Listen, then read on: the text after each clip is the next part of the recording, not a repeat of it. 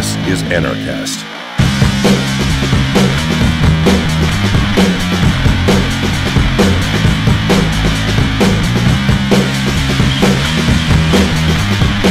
Hey everybody, welcome to another edition of Anarchast, your home for anarchy on the internet. I have coming in from the Free-ish state, New Hampshire, Lauren Rumpler. She's also known as the Objectivist girl, and but she's also an anarchist, and we're trying to figure out how is that possible, and to figure out exactly what is objectivism to begin with, because I don't really understand it. But the first question that I always have to ask, though, is how did you become an anarchist? So I became an anarchist through actually an article that I read by Roy A. Childs, also some stuff from Stephen Molyneux and Wes Bertrand. Wes Bertrand actually personally guided me to anarchism. So he was a friend and a confidant through the entire process, and I literally locked myself in my bedroom for, I think, a week. And only came out for, like, you know, daily routine stuff.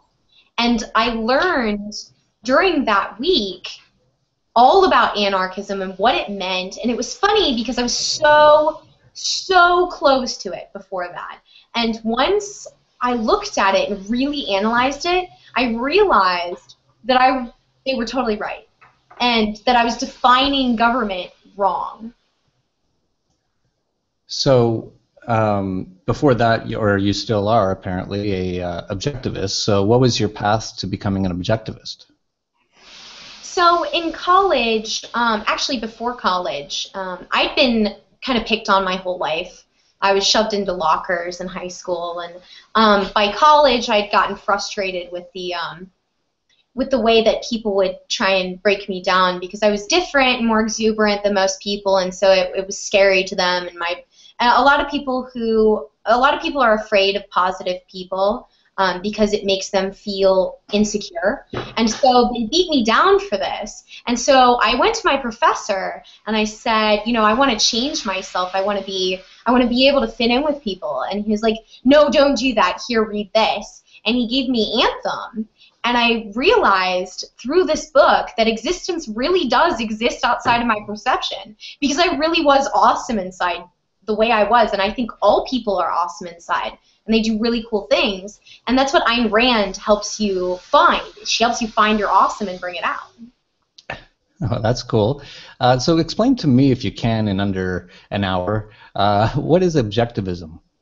Well, that's so hard. No, but yeah, I gave a talk at PorcFest and did it on one foot, but I'm going to take it a little more seriously this time. So her philosophy, in essence, is man is a heroic being who is responsible for his own life and his own sustainment by his very nature. Because existence exists, and because he has been born free and is born by nature to take care of only himself and has to choose every day to live, that he has the responsibility to do this, and therefore he has all negative rights to be able to perform the tasks necessary to keep him alive. So because of this, he is required to act in his own rational self-interest, and is allowed all those negative rights in order to be able to do that.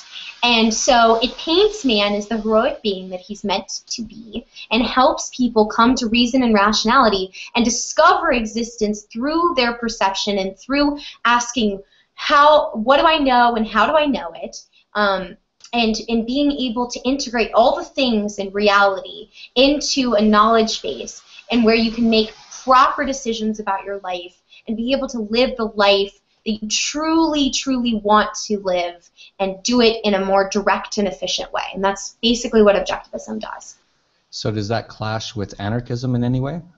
No, it absolutely doesn't. And that's what's so funny about the whole thing, is that her philosophy up till her politics does not clash even a little bit. In fact, goes perfectly in line with everything anarchism stands for. Anarchism says existence exists, knowledge is knowable, and her ethics, it says that man is an ends in and of himself, meaning that you have to respect man, you have to respect his rights. That's the non-aggression principle, only it's grounded in metaphysics instead of just being put out there as a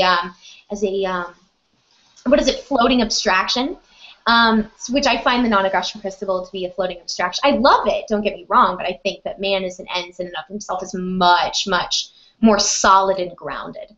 So I stick with objectivism because it makes my anarchism much more effective. Because if I'm going to be in control of my own life, I need a rational philosophy in order to be able to make good decisions for that life. But there are a lot of objectivists that really don't like anarchists, right? Absolutely. So, like I said, up until her politics, don't agree at all. But as soon as you start talking about politics and say, I am an anarchist and an objectivist, people give you the eyebrow and the what? But honestly, it's really funny because it took me a long time to understand, and that's why I locked myself in my room for a week and only read anarchist stuff for a week, is because it was able to bring me to the understanding that Ayn Rand had a very interesting definition for government. It is different than what society refers to as government. She says government should be voluntary. And because it is voluntary, it totally and completely coincides with anarchy. So actually, to call myself an anarcho-objectivist is just to call myself an objectivist again. It's a pleonasm. But most people don't understand that. And so what I've done with the anarchy thing is kind of bring it to the forefront. Interesting. I've met a few people, including, I think, the person who runs the Ayn Rand Institute.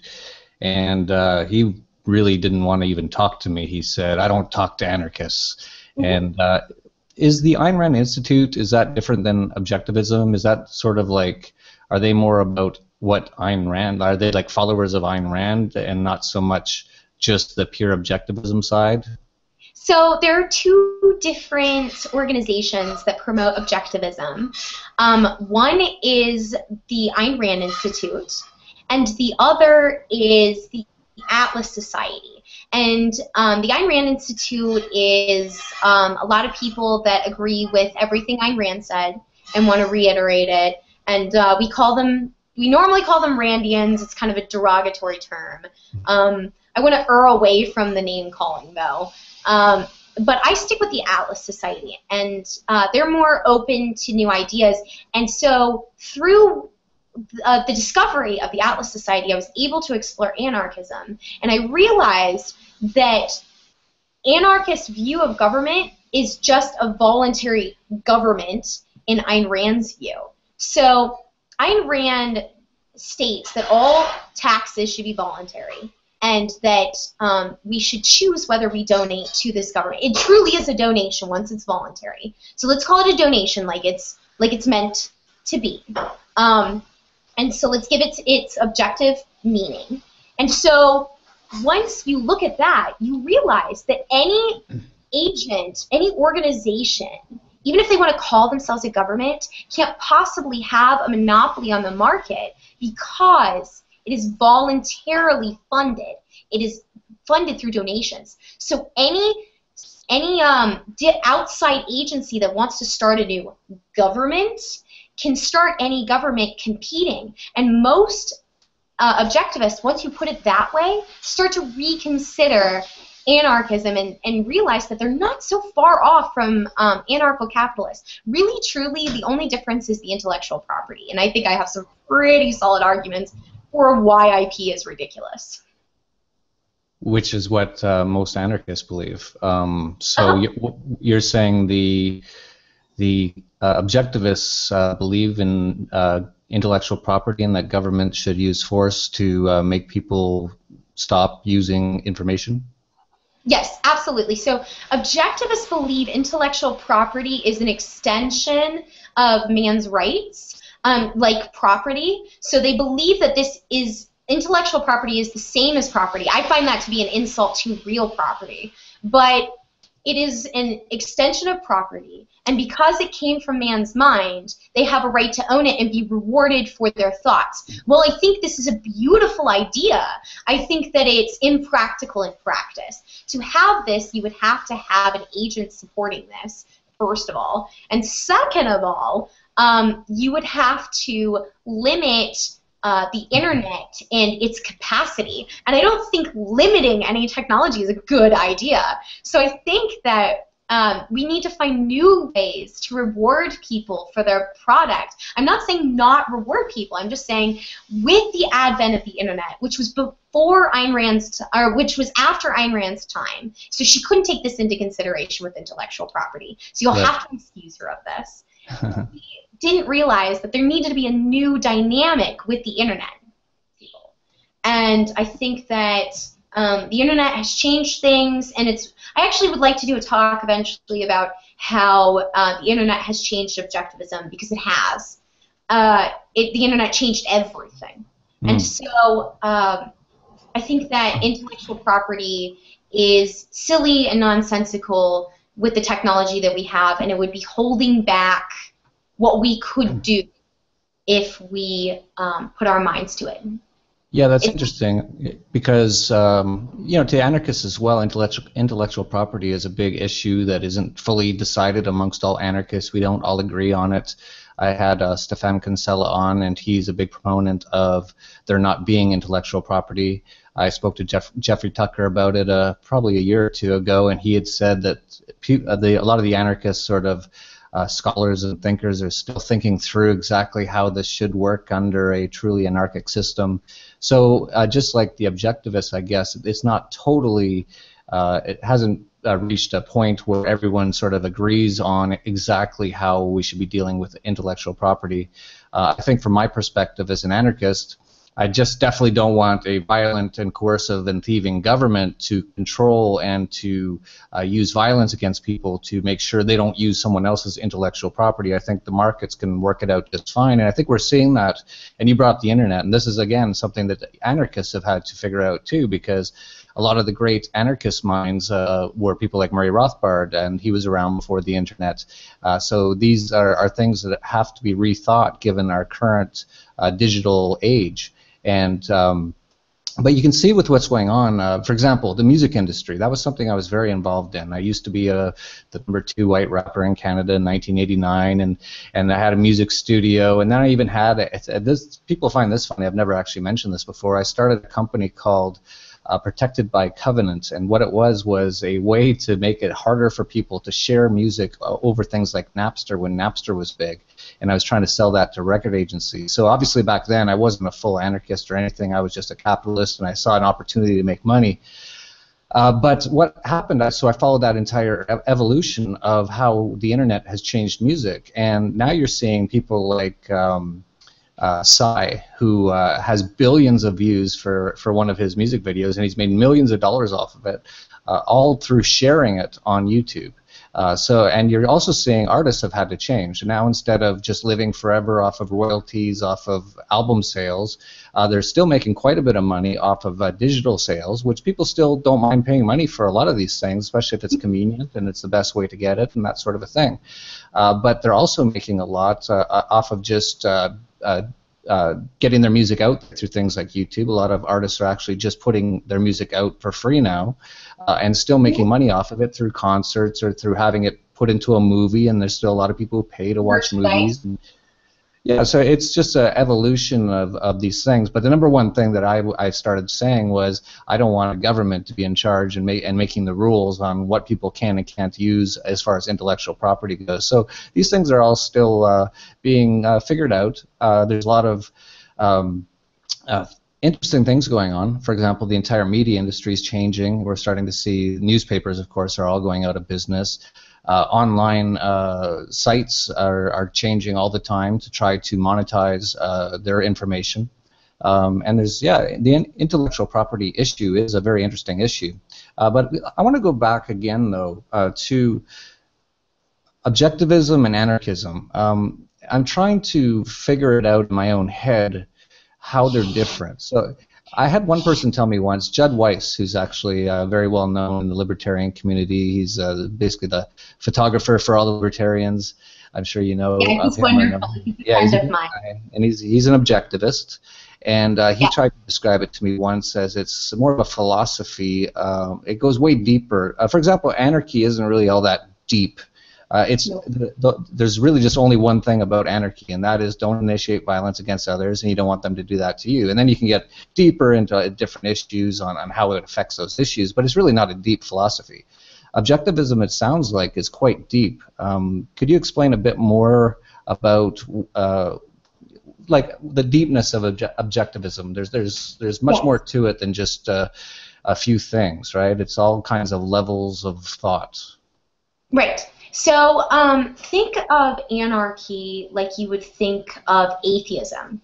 So atheism is the it's the absence of a religion, and anarchy is the absence of government. So it's the A of both, and so it's the antithesis of both. And so objectivism is different because it guides your life.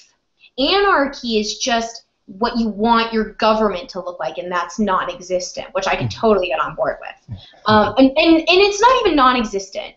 It's how you define government. And that's the thing, is that, like I was saying before, people are totally misconstruing anarcho-capitalism to think that we don't want any people to defend our rights. That's not true at all. We just want it open to voluntary donation so that people can decide what the best way to do it is. And I think it's time that we redo it. In our new age of the internet, with all of the things that have been going on, we've been doing this for 200 years. You would think, after all the technology, the government would be rethought along with everything else, because every industry has changed in the last 200 years, except our agent, which protects our rights.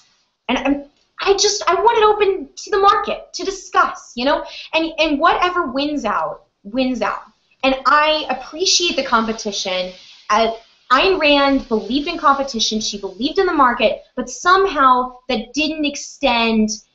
Even though she said it should be voluntary donations to the government, which is, you know, totally anarchist, she didn't want to say it should be open to the free market. That's the only difference between what she thinks and anarchists think in that respect, is that she didn't say that this voluntary agency should also be subject to the market. And that maybe there might be a better government to arise. And maybe polycentric governments would be better in regards to, you know, we could just use local government, which wouldn't be anti-objectivism at all. I mean, small governments is you know, perfectly fine. But the point is that you asked what the difference between anarchism and objectivism is. Just anarchism looks at government and the way it wants it to look and says, nah, I could do without the monopoly part of that. I want someone to protect my rights, but I don't want a monopoly. I hate monopolies, so they're always, you know, forced. But objectivism disagrees with that, they think, but it doesn't actually. But what it also does is it sets up metaphysics, and it actually looks at metaphysics and says, A is A, existence exists, and because existence exists, man has a certain nature to it, and I just went ahead and kept going. So because existence exists, man has a certain nature to him, and because of the fact that existence exists, you can know things. You can know all things. If you had a finite existence and you had, you know, all the technology in the world, you could discover everything. But unfortunately, we don't have either of those things. But you can. It is there to know. But we have a very limited perception as human beings. So we hope to get there someday. And then she also talks about ethics, which coincide perfectly with anarchist philosophy, which says the non-aggression principle, which I covered earlier. But it also talks about the fact that capitalism is the best system because of the fact that man has a right to deal with another man respectfully, with mutual benefit, and with mutual respect, which I think is totally on board with the anarchist non-aggression principle, and I think it's, you know, way more deep and meaningful. Where does all this objectivism stuff come from? Because my knowledge of Ayn Rand, or Ayn Rand, however you want to pronounce it, is she wrote a bunch of fiction novels. Did she write a book called Objectivism that laid out all these things, or was this all sort of Actually, she wrote all of that. All those. Ayn Rand wrote 4 fiction novels, and she also wrote, well, the 3 of them are novels and the other one's a novella, but, you know, then we're getting, you know, down to objective reality. But the point is that she also wrote several nonfiction books. The Virtue of Selfishness, which is my personal Bible. I refer to it for many decisions, many times, and it's completely nonfiction. There's Capitalism, the Unknown Ideal, which talks completely about capitalism and why it's moral. It talks about the gold standard. Funny thing, Alan Greenspan wrote an article about why money is the gold standard is the correct way to do things, and then he worked for the Federal Reserve.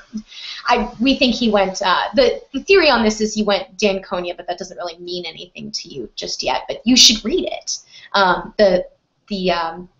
Atlas Shrugged. And then she's got Philosophy of the Unknown Ideal, which she outlines her philosophy. She's got the other big one is the Romantic Manifesto, which is her view on aesthetics and art, and there's several other books. So yeah, no, it's not just these fiction books, but the fiction books really help people understand, which is why I keep the Objectivism, because I think it's great. It helps people come to rationality and reason through interesting and exciting stories. Sure, they could get a lot of her philosophy from Aristotle, especially the reason and logic and the A is A, but I find it's much simpler to tell a story to people. They get it. They get it much. The Hunger Games, you know? Yeah, no, very interesting. Now, you were telling me earlier that you've been getting a lot of flack from objectivists lately because you're talking a lot more like an anarchist. So is this a case of you're going to be thrown out of the Objectivist Club pretty soon if you keep talking this way, or what's going on? Well, I'm pretty sure I was thrown out of the Randian Club a long time ago. I don't view her as my messiah or my god. I am my god. I'm the only one that rules my life. I give myself everything that I need to stay alive, so therefore I am my god. Or we could call it the sun. I mean, it's one or the other. And, you know, I think that if the Objectivists would just stop reading Ayn Rand's hatred of anarchy, they would realize that, first of all, if they did look at it, first of all, it's very emotional. Second of all, they have to remember that she grew up in a time where the anarchist movement was majority, like a vast majority, communist. So the anarcho-capitalist movement really didn't start until probably our parents' generation, if you have younger parents, and really our generation. It's very new. And though the ideas existed, it really hasn't taken off, and Ayn Rand probably didn't even know about it. So she downed anarchy as anarcho-capitalism, and of course that's crazy. We all know that's crazy. We don't even have to talk about that. So I did a whole article on it if you want to read it. But the point is that if they just understood that her definition of government is not actually a government in anarchist definition, it's literally a language barrier. And that's what I'm trying to explain to them. But they're just so upset by the idea that I could even question something that she would say. And you know, I know I'm being a little dramatic about it, but honestly, it's very frustrating because I realized through this week of putting myself in my room and not reading anything else that it's literally a language barrier, because Ayn Rand has a lot of terms that are different than how we define things today, such as selfishness, such as, what's another one that I really like? Integrity. The way she defines integrity is really quite beautiful. But yeah, it's literally just a language barrier. And yeah, I'm kind of the big apple that rolled too far from the tree. It's pretty much how I'm viewed at this point. I'm crazy. Yeah, they call us all crazy. The most interesting thing to me is I've had over 130 anarchists on this program now, and I always ask, how did you become an anarchist? And I think Ayn Rand's got to be number one or number two. It's Ayn Rand, Ron Paul. Sort of funny because Ayn Rand isn't necessarily an anarchist, and Ron Paul isn't necessarily an anarchist either, but that's how they became anarchists. It's a really strange thing. So yes, so many people have become anarchists through what they learned from Ayn Rand. So I think what they did maybe is they followed a lot of what she was saying through to its logical extent, and just said, I'm guessing that's what it is anyway. I'm really not sure, but it's so interesting that the main people have probably created the most anarcho-capitalists or anarchists weren't really anarchists. Yeah, actually, you know what? It's more than that, and I will tell you exactly what it is. I did a talk at PorcFest about Ayn Rand and the arguments that she actually made for anarchism. Now, she wasn't aware that she made these arguments for anarchism. She was totally unaware of it. And it's really sad because you're kind of like, yay, Ayn Rand, you're getting it, and then it's like, anarchism will result in people killing one another. It's a complete slippery slope fallacy that she goes down with the anarchist thing. It's so upsetting because she's so right about everything else, and it's just besides IP. But I mean, you gotta forgive her. The internet wasn't around, so of course IP would work when the internet wasn't around. But she actually makes so many great anarchist arguments. In Galt's Gulch, she says, we are not a state here, not a society of any kind. We're just a voluntary association of men held together by nothing but every man's self-interest. She argued for a mix of economy, and she said there could be no compromise between freedom and government controls.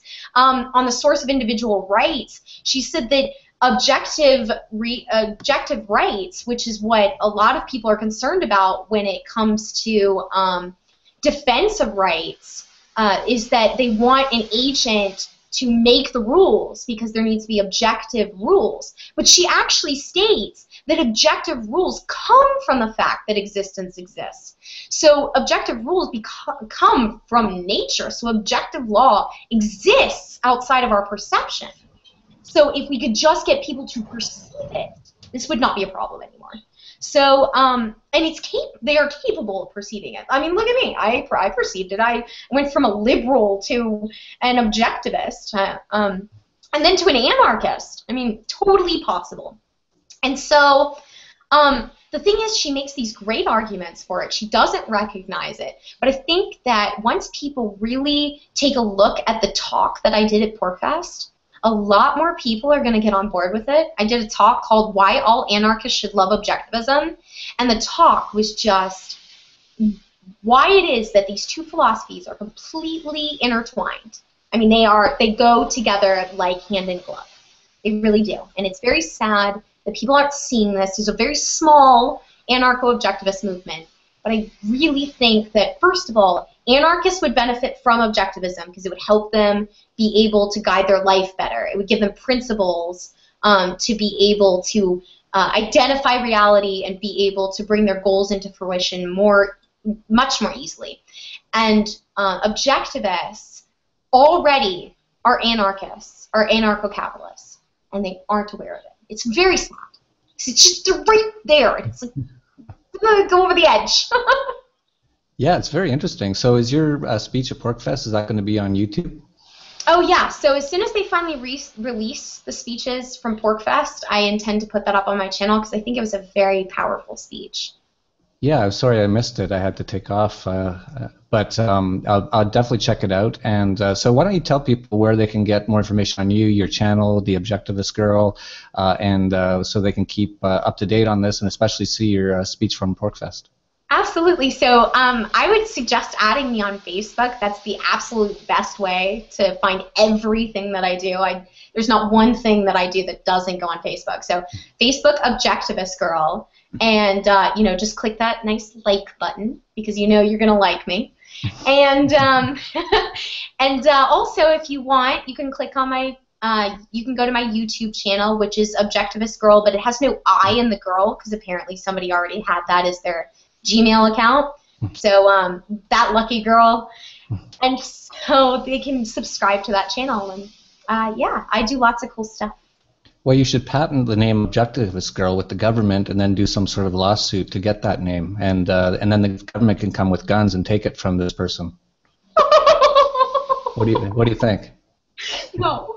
Okay, good. I'm not doing that. I don't believe it. Excellent. All right, it's been really interesting. So yeah, check out all the stuff that Lauren's doing, and I'll definitely be looking forward to that Porkfest speech, and we'll try to post it. Maybe I'll post it on the Anarchast channel as well, if you don't mind me doing that, because a lot of anarchists would be quite interested in seeing that. Yeah, if you don't mind me stealing your intellectual property and putting it on our channel. My IP. I give you specific permission. No, I'm just kidding. Seriously, everybody, it's Creative Commons. Just share away. Great. So that's it for Anarchast. A really interesting episode. So that's it for Anarchast, your home for anarchy on the internet. Peace, love, and anarchy. This is Anarchast.